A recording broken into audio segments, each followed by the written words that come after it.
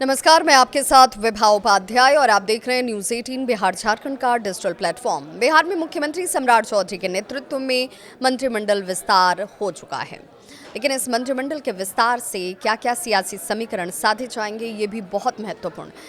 सबसे सीधा और साफ तो ये कि 2030 विधानसभा चुनाव से पहले एनडीए की सबसे बड़ी सामाजिक और जातीय इंजीनियरिंग का एक नमूना है। इस बार कैबिनेट में सवर्ण, पिछड़ा, अति पिछड़ा, दलित, मुस्लिम हर बड़े सामाजिक समीकरण को साधने का प्रयास हुआ है।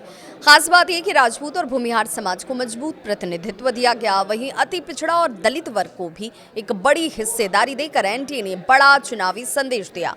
सवाल यही कि क्या सम्राट कैबिनेट का यह नया समीकरण गणित जो सामाजिक समीकरण है वो गणित के लिहाज से 2030 को टारगेट करता है, और ये टारगेट विपक्ष की मुश्किलों को क्या बढ़ाने वाला है। बिहार की राजनीति में जातीय समीकरण हमेशा से सत्ता की सबसे बड़ी कुंजी माने जाते हैं, और यही वजह है कि सम्राट चौधरी के नेतृत्व में होने जा रहा मंत्रिमंडल विस्तार अब सिर्फ प्रशासनिक बदलाव नहीं होगा, बल्कि एक बड़े चुनावी ब्लूप्रिंट को तैयार करने के तौर पर देखा जा रहा है।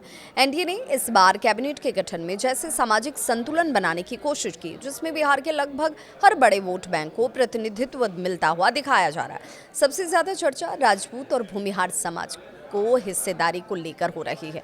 राजपूत समाज से इस बार 4 बड़े चेहरों को जगह मिली हुई है। बीजेपी ने संजय टाइगर और श्रेयसी सिंह पर भरोसा जाहिर किया, जबकि जेडीयू ने लेसी सिंह और एलजेपीआर से संजय सिंह को मौका दिया गया। राजनीतिक जानकार ये मानते हैं कि राजपूत वोट बैंक को एकजुट रखने के लिए एनडीए ने यह बड़ा दांव खेला है। वहीं भूमिहार समाज से बीजेपी ने विजय कुमार सिन्हा और इंजीनियर कुमार शैलेंद्र जैसे नेताओं को आगे करके अपने पारंपरिक सवर्ण वोट बैंक को मजबूत करने का प्रयास किया है। इसके अलावा ब्राह्मण समाज को भी खास महत्व मिला। मिथिलेश तिवारी, नीतीश मिश्रा को शामिल किया गया। बीजेपी ने मिथिलांचल और ब्राह्मण राजनीति दोनों को साधने की रणनीति बनाई है।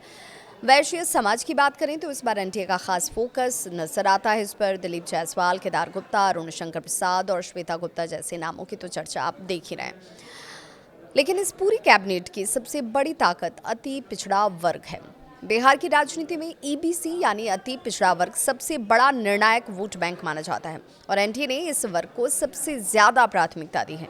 बीजेपी की तरफ से रमा निषाद, प्रमोद चंद्रवंशी, रामचंद्र प्रसाद को मौका मिला, जबकि जेडीयू ने मदन सहनी, दामोदर रावत, बोलू मंडल और शीला मंडल को शामिल कर ये साफ संकेत दे दिए।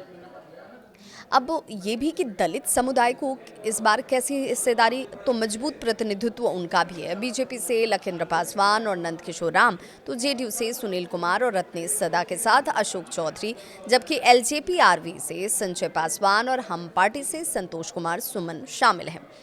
इसका संदेश साफ है, पासवान, मुसहर, रविदास, पासी समाज सभी को साधने का प्रयास। एनडीए ने मुस्लिम और यादव समीकरण पर नजर रखा, उसे नज़रअंदाज नहीं किया है। जेडीयू ने मुस्लिम चेहरे के तौर पर जमा खां को जगह दी, सीमांचल और अल्पसंख्यक समाज को मैसेज दिया।